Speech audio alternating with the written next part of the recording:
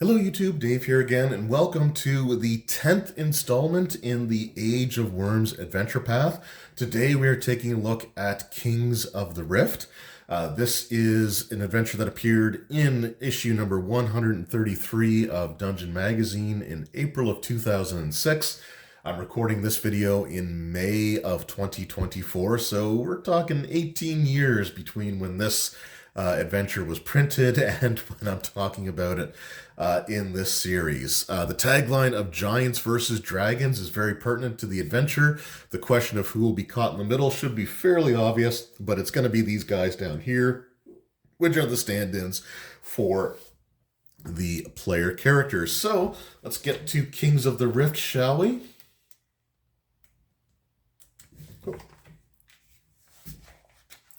So Kings of the Rift is, like I said, the 10th installment in the Age of Worms adventure path, and it is designed for a group of 4 18th level characters. They'll reach 19th level by the time that or during the course of the adventure, they'll reach level 19. And by the time they complete the adventure, they should be well along the way to level 20 by the time they finish that up. So they won't quite be at level 20. The next adventure or installment is for 19th level characters, but this campaign does get to let the players dabble a little bit into the epic level front there. So I think they get to like level 21 before the climactic battle of the campaign. But yeah, this is a very interesting installment here. So the background is, in the last adventure, the player characters learned the location, the rough location, approximate location of Dragotha's phylactery. They had that experience where they were spiritually teleported back in time, maybe. It's still not 100% sure what exactly happened there with that. But they did see, for example, like the fact that Lashona was actually a silver dragon, and was on the side of the druidic order that was trying to seal away Dragotha's phylactery. But she was killed in that battle, so it's a little bit curious as to how she's still around today and why she knows so much about Dragotha and what it takes to take him down. But that's something that we'll definitely be exploring a little bit later in this adventure path. But once the characters found the well with containing like the magical knowledge, that knowledge became available to the rest of the world. It had been magically sealed away so that if there were any like records, written records of where Dragotha's phylactery was kept, those pages were just mysteriously blank in the middle of these like ancient tomes. But once the information was discovered by the player characters, those pages, for example, would have had the information suddenly appear on them. And as well, Dragotha himself is now aware that his phylactery is being kept somewhere in a location known as the Rift Canyon. He doesn't know exactly where, in terms of like the precise building or structure that it's being kept in, but he is aware that it is in that location. And the location is Kongen Thulnir, which is a bastion of giants. It was originally designed by stone giants, but now it's occupied by a coalition of giants, fire giants, frost giants, stone giants, things along those lines that are working together. And when the original place was constructed, interestingly enough, it was made by the same druidic order that the player characters interacted with in the previous adventure. And part of the magical wards that were developed into this city, one of the things is that if you stay there for any period of time, or even when you enter, you start to develop a very strong disdain for dragons, and that's interesting. Now, Dragotha, again, being aware that his phylactery is somewhere in this canyon or in this giant stronghold, sends a large group of dragons subordinate to him. So he doesn't go himself. He has more important matters to attend to, but he does send a large number of dragons to lay siege to the giant stronghold and to finally retrieve and return his phylactery to him. So the players arrive here, and this is what is referred to by the adventure designers at the very beginning here as a smash and grab adventure. So this is a really high tempo, fast-paced adventure where there's not a lot of room for the players to kind of relax or rest or do anything along those lines. It definitely feels like there is a time crunch here. They're constantly being attacked by flights of dragons, including some pretty nasty ones that we'll take a look at here in a moment. And they're not exactly, even though that they're against the dragons, they're not exactly on friendly terms with the giants of Kongan Thulnir as well. So you got to deal with the giants that are attacking the players. You got to deal with the dragons attacking the players. Temporary alliances could be formed, but yeah, there's a lot going on here. So this is kind of a sandbox as well. You can see this is the layout of the giant stronghold here. The phylactery itself is actually being kept here. This location is called the Citadel of Weeping Dragons. Now, the players won't know that off the bat, but if you're going to hide something that's really important to a particularly powerful evil dragon, naming the place that it's hidden in, the Citadel of Weeping Dragons, might be a little bit suspicious as to like, hey, maybe that's where we should look. There's a few other like interesting structures here, but really the players are just kind of like, they're meant to sort of like tear through and try to find whatever information that they can. We also have the Undercity here, which the players will have to visit as well, including a pit where there's all kinds of nasty creatures all about. So when the players first enter the dragon or the giant stronghold, they are immediately attacked by this fiendish old green dragon. Necrozite. I don't know if I've got that correct. Like, it's dragon names can be, well, they're made up fantasy names. So if I pronounce some of these wrong, you know, it's a made up fantasy name. Let's not get too worked up over it. I do have this habit of trying to pronounce things phonetically the way that I see it, and it's not always right. But again, these are made up fantasy names, so I've had way too many people be like super, almost as if they take it personally if I pronounce something differently than they do. And it's just really weird when we're talking about a game. But yeah, we've got Necrozite. I hope that's right. But yeah, this fiendish old green dragon that attacks the party essentially as soon as they enter the area. And this is a challenge rating 20 creature here. So right off the bat, we're dealing with some pretty brutal fights. So many of these dragons also are modified by feats and abilities from the Draconomicon, including things like the Quicken Breath feat, which allows them to use their breath weapon as a free action and still be able to make attacks or do things after that as well. The downside of using that is that they have to wait 1d4 plus 4 rounds for their breath weapon to be used again. But Quicken Breath is a pretty nasty ability. Also, I'm getting over a cold or some sort of sickness. So if I sound a little bit off in the video, or if I'm trying to clear my throat, I apologize. But I didn't want to wait a full week before trying to put a video out here. Now, after the characters deal with the green dragon, they are approached by an unusual individual that they've seen before, the ominous fabler.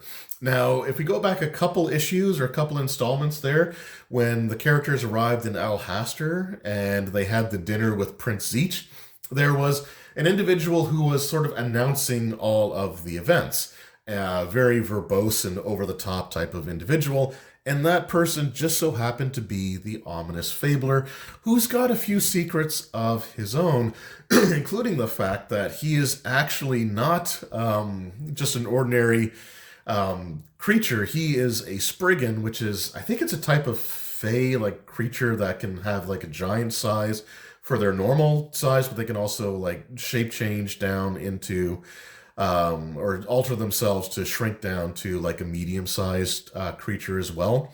If the players learn that he's a Spriggan, or he'll even reveal the fact that he's a Spriggan to make sure that there's no secrets being kept between him and the party, he will assume his large size. His stat block is given with his large size in mind, but does have some changes when he's in his medium size. And he states that he wishes to accompany the party, the player characters, as they make their way through here. Brought here by fate, he was sent by a stone giant leader that was looking to get information on the location, information on the Age of Worms, and the ominous fabler is going under the guise of filling that role. When in truth, he's actually a favored spawn of Caius. So he is one of Caius's minions, though he has a magic item that disguises his appearance so that he looks like a living creature and not the undead worm-infested abomination that he actually is. If he is found out, he doesn't necessarily fight the party directly, in so much as that he will sort of flee and might try to cause trouble for them later on. But he's a somewhat cowardly individual. He's not like a direct combatant, but he will follow the player characters and he will fight alongside of them throughout the majority of this adventure, which can help because, again, you're dealing with tons of dragons, including some pretty nasty named dragons here. So while they're going through the canyon, they will fight, again, groups of dragons, groups of giants. There'll be all kinds of encounters that they'll have to deal with. But some of the named dragons that they deal with here is Vermerox, an old blue dragon. And I'm not even going to try to pronounce this one, but one of the cool things that they actually do here is instead of it just being nothing but chromatic dragons, we've got this guy here who was a gargantuan worm fang dragon. And fang dragons are actually really, really cool because they lack like a breath weapon, but their bite attack actually drains, I think it's con. Yeah, so they actually drain, whenever they bite, 2d6 points of con damage. And that can be doubled on a critical hit as well. So 2d6, and then if he gets a critical, then that's whatever you roll for the 2d6 can be doubled. So a hit from this guy alone could be enough to potentially kill characters. They do get a DC 30 fortitude save, but man, a DC 30 fortitude save is not going to be easy for a lot of characters, especially if fortitude is not their primary, saving throw. Now, one thing interesting about Vermerox is that he is not necessarily loyal to Dragotha so much as he's simply afraid of the fact that he knows Dragotha is so much more powerful than him, and is not willing to go against him unless he thinks that the players might be the ones to actually defeat the Dracolich, in which case he might be persuaded to actually switch allegiances, though that would involve like parlay and stuff like that. So it's up to your group of players if they're going to be interested in that sort of thing, or if it's just going to be a standard fight, which I think with my group it just ended up being kind of just a standard fight. So we have part 3, the carrion pit here. Now, it's unlikely that the players are going to want to go here first by default. There is an important item here that is integral to the adventure, but again, it's unlikely that the players are going to make their way here. So I'm going to sort of do this in the order that my group ended up sort of doing this. So they went through the surface city. They did find the Citadel of Weeping Dragons. It did kind of stand out to them because it was this sort of outcrop building that's connected by this huge stone bridge that connects the main stronghold to that. So they made their way there. They dealt with some of the giants that were in this location, including this Giant Ranger 2 Dragon Slayer 6 Brahm Cleftshank, who was sort of this homicidal fire giant, as well as discussing or dealing with Cargo Thundersmiter. And this is sort of a situation where I wish the adventure wasn't written the way that it was. But he's a fire giant, and he is not a fan of this individual here. This individual is a frost giant, and the two of them combined possessed the keys that are needed to unlock the vault where Dragotha's phylactery is kept. Now, the issue is that this guy already gave his key away, and this individual is not willing to give the fire giant king, or I shouldn't say king, but the fire giant ruler, is unwilling to part with his key under any circumstance, right? And he even says so in the adventure here. So the players would either have to find a way to steal it off of him, or what ended up happening is that he just became another encounter, which is, again, really unfortunate because this could have been a really cool role-playing situation where the players could have discovered, if they discovered that Varsnabek's Tor, oh my god, but if they knew that the Frost Giant had already given away his key, then this could have been a really great situation where the players are like, hey, we're here, our goal is to destroy Dragotha, and we need to deal with his phylactery first. You're a giant, they're dragons, you're natural enemies, let us do what we need to do, and, use diplomacy to actually get the key off of this giant. Unfortunately, the adventure doesn't accommodate for that. And usually, like, the groups, they may encounter him before they even know that they need the keys, which is another situation. And I'm pretty sure what ended up happening was, because the players were intruders, then, Cargo, or Kagro, ended up just attacking them, and the players defeated them and found this key on them, which seemed important, even though they didn't know exactly what it did right away. But as they make their way towards... as they make their way towards the vault where Dragotha's phylactery is kept, they are actually visited by a ghostly apparition that they haven't seen since the beginning of the campaign. And that's this individual here. He was the young boy, Alistair Land, who died in the Whispering Cairn after going in and going to explore it on his own as this young child. The player characters at the beginning of the campaign actually found his bones and laid them to rest alongside the rest of his family. But as it turns out, Alistair Land is more than just a kid that was curious about the Whispering Cairn and managed to make his way deeper than anybody should have been able to. He is actually a long, several bloodline or several generations removed from the Vitae, or the wind spirits, the wind dukes, that helped destroy or defeat or imprison Miska the wolf spider using the Rod of Law, which then shattered to become the Rod of Seven Parts. The Wind Dukes actually, or the Vitae, actually made the Druid Order. They taught the Druids that the players dealt with the Well of Triptych Knowledge. The Order of the Storm. I was trying to remember that. But they actually helped found the Order of the Storm, which have been guardians of like the knowledge of Dragotha's phylactery and all that ever since. So essentially, the player characters are also descendants of these druids, or of the individuals that had been chosen by the Wind Dukes, the Vitae, to become like the guardians of like the natural world type of thing.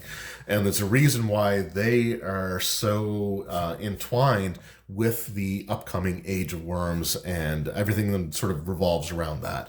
So it's kind of a cool tie-in to the original, the very first installment in the adventure path, but it's here that the player characters will learn that they need a pair of keys in order to enter the vault, and they would also have to do some sort of recitation in order to unlock the wards protecting the vault. It is stated that if they have the keys and approach the door, the latent knowledge that was imparted upon them when they drank from the Well of Triptych Knowledge would guide them through the ritual to open the vault. However, one of the keys is missing. One was on the fire giant leader. The other one is back here in the Carrion Pit. So going through and dealing with the creatures here, there's giants, there's all kinds of creatures. But my favorite thing in this entire section is the encounter with the Mother Worm, a colossal aberration carrion crawler that's listed as a kaiju that the players have to deal with. They have to defeat the kaiju carrion crawler to learn that it was protecting the second key that's needed. And once the players find both sets of keys and make their way back to the Citadel of Weeping Dragons, they can unlock the vault where they find Dragotha's phylactery. And when they find the phylactery, once they open up the door, to the vault, then all the wards that were protecting Dragotha's phylactery from things like location spells or divination magic, or just again, like Dragotha would naturally know where his phylactery is now kept exactly. Dragotha sends his most powerful underling to secure the phylactery for himself, and this is Brazimal the Burning. And while many of the other named dragons, I'm pretty sure, are just unique to this adventure, it seems like Brazimal was actually a dragon involved in some older D&D products. It's now, I don't know if I'm 100% right on this, or if it was in the original or like in the return to, or sort of like the silver anniversary version, but Brazimal apparently was part of the Against the Giants modules, and I'll have to actually check that, because I do have the reprints of it from the Dungeons of Dread. I think that was one of the ones that was included in that reprint of the first edition AD&D module, so I'll have to check that out. And it was reprinted in 5th edition in the Tales from the Yawning Portal, so I'll have to see if he's in there or not. But just doing a search for Brazimal's name did bring up information like the liberation of Joff or Jeff or whatever the duchy is in Greyhawk, Geoff. He was a dragon that was important to that as well. So this is a dragon that apparently does have a very solid connection to the Greyhawk setting. And this guy was an absolutely brutal fight. He is an ancient red dragon, challenge rating 23. And yeah, this fight again was absolutely brutal, but it was an awesome time for my group. And they were able to defeat Brazimal, and I think they actually ended up like killing him. I do want to say that he did have something built into his tactics where he would flee if reduced to a certain amount of hit points, but I don't think that actually ended up happening with my particular group. But I do remember actually altering Brazimal's stats, because he's meant to be like the big final encounter here, and where he is a red dragon.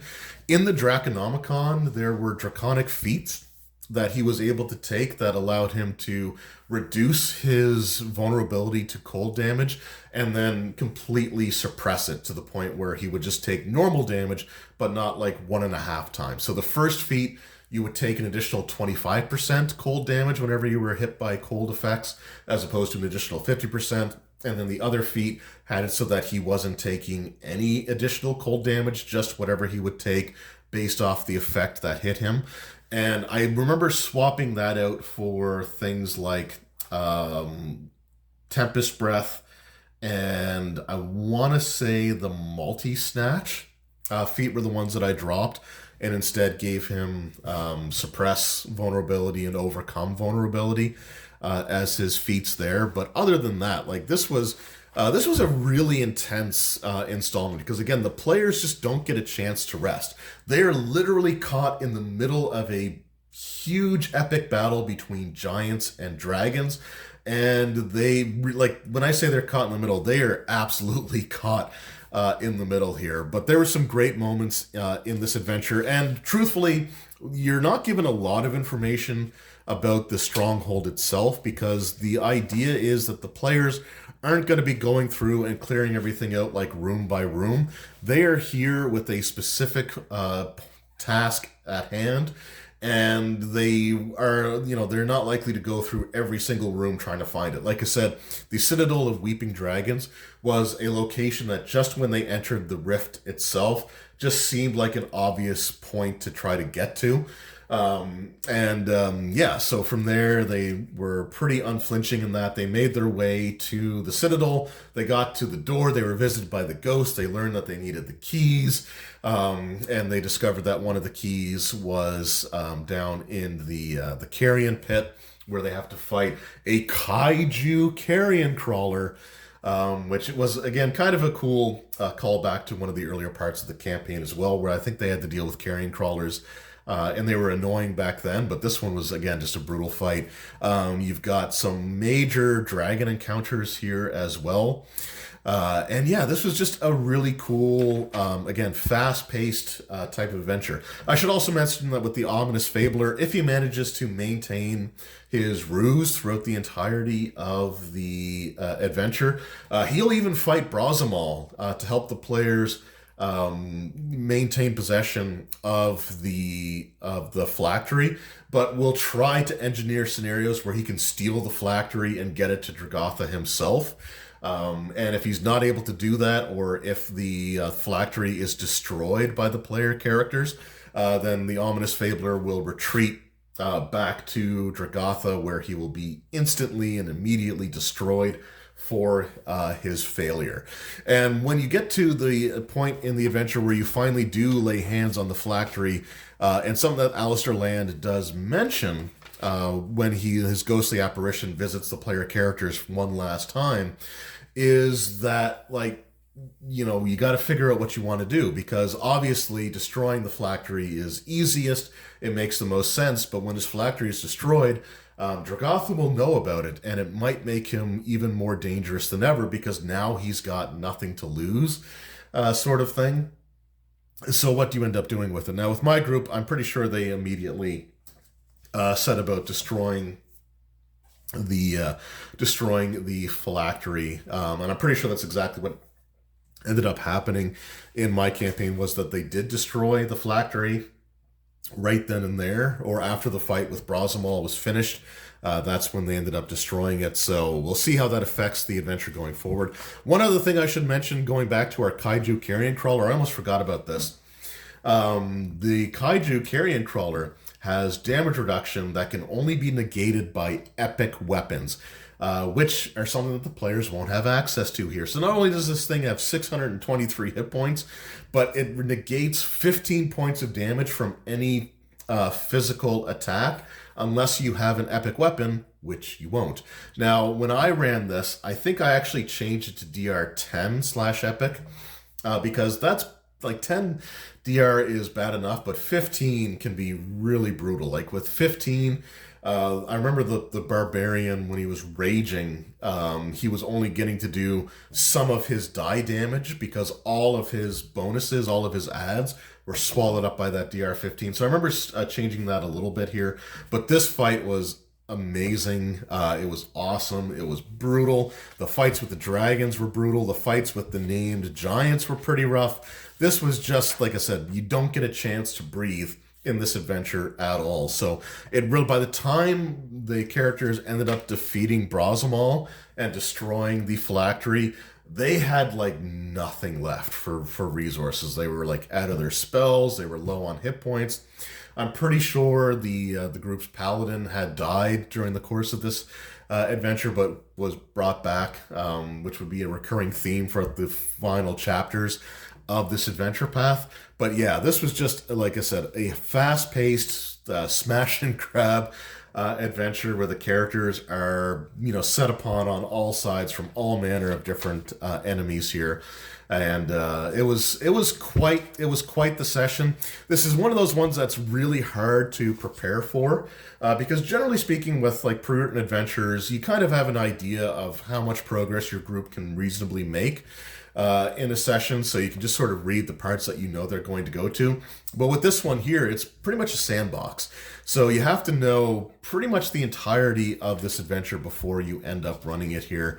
And because the players can go in any direction. They can go to any location that they think might have something that they need, or where the phylactery might be kept.